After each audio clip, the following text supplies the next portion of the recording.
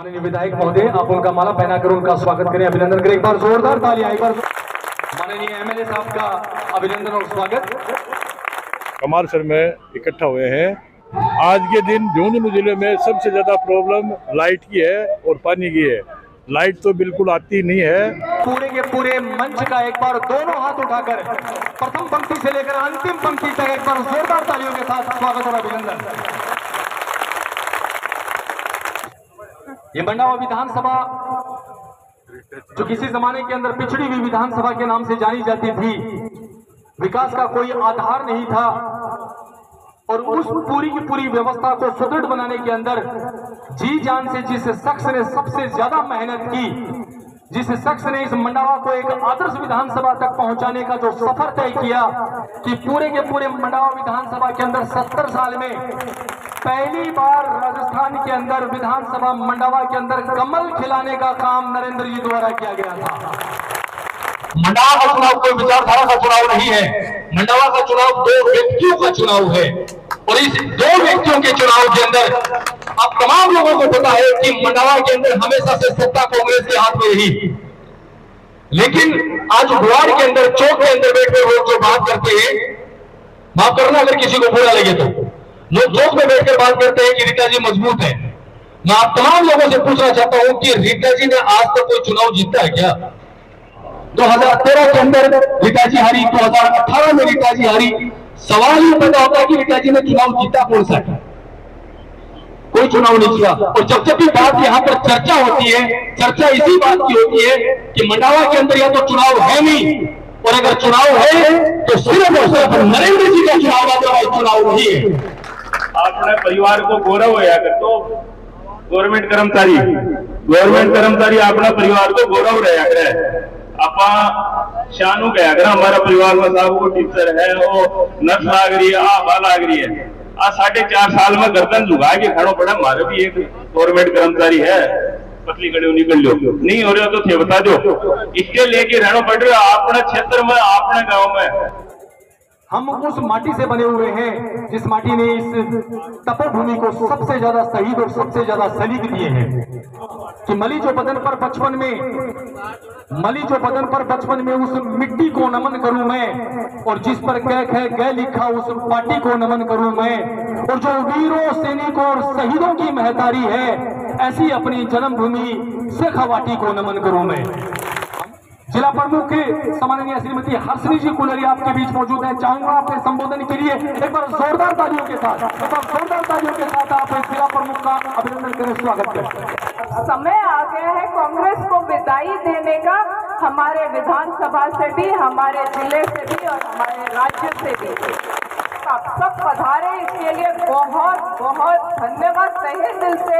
मेरे लायक कोई भी काम हो, हमारे लायक कोई भी काम हो, निश्चित रूप से अवगत कराएं। और आप सभी जानते हैं कि हमारा कार्यालय रोज खुला रहता है और हम आपके लिए उपलब्ध है। निश्चित रूप से कोई भी विकास के कार्य है, आपका साथ देंगे, आपके साथ खड़े रहेंगे, ये वादा करके जाती हूँ।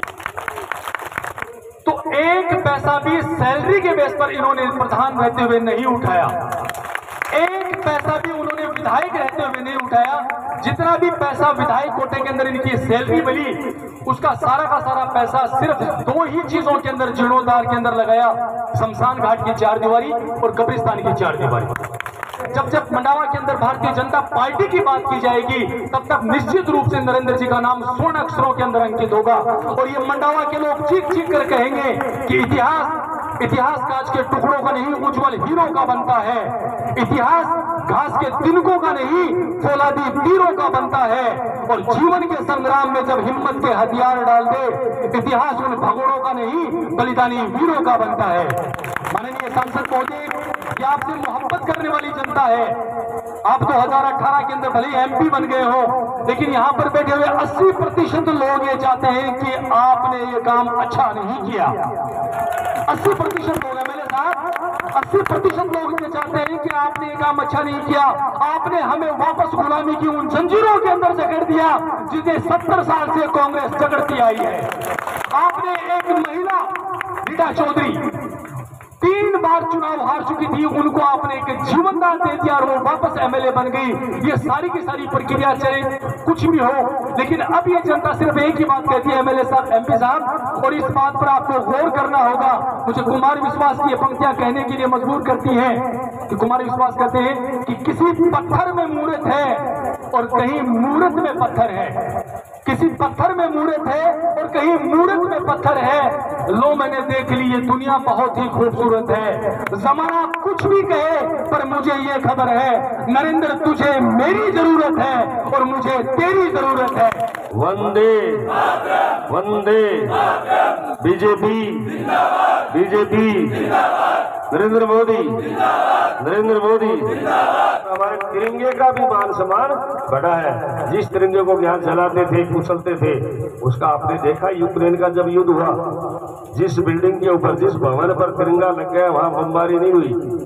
और जब भारतीयों को लाने के लिए 5 यहाँ के मंत्री मोदी जी के नेतृत्व में पहली बार गए, ऐसा कभी नहीं हुआ विश्व में कि पहली बार मोदी जी के नेतृत्व में 5 मंत्री लाने के लिए कितने प्लेन बदले और हमारे विद्यार्थियों को और हमारे व्यापारियों को सुरक्षित यहाँ झंडा लेकर के आए। उस झंडे का मान सम्मान आपने देखा। अब कितना मान सम्मान होता है पाकिस्तान का, जब उस समय कितना होता था। मोदी जी आने के बाद में पाकिस्तान को वीजा नहीं देते वो लोग, अब निकालने लगे। और आपका कितना मान सम्मान होता है। आप कहते हो कहाँ के हो कि भारत के, मोदी वाले देश के। मोदी बिहार बाईपास निकल रहे हैं। मंडावा एक छोटा सा शहर है, इतने छोटे से नहीं, बड़े बड़े शहर बड़े दिन के बाईपास नहीं। मंडावा का बाईपास निकल रहा, देख रहे हो कितने गति से चल रहा काम, दिसंबर में तैयार हो जाएगा। फतेहपुर का बाईपास, फतेहपुर में जाते थे कितनी बड़ी समस्या आती थी। फतेहपुर का बाईपास, झुंझुनू का बाईपास, पिलानी का बाईपास, राजगढ़ की तरफ जाते हैं द्वारों से। 4 बाईपास आपके सामने बन रहे। किस तरह की रोडें और बन रही हैं वो आपसे छुपाऊंगा।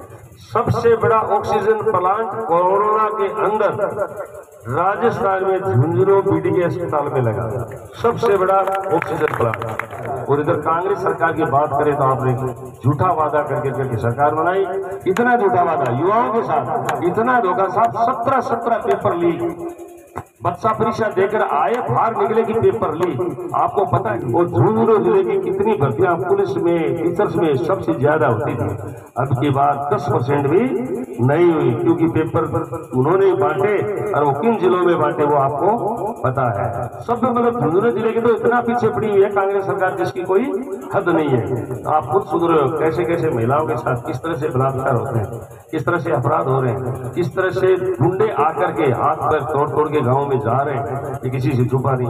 मैं और कह रहा हूँ हमारा पुलिस खड़ी रह करके यहाँ कम से कम 10-12 चोरियां कमाल से देख रहा हूँ। लेकिन इसका एक ही रास्ता है, केवल कांग्रेस को हराना, और कोई दूसरा रास्ता है ही नहीं।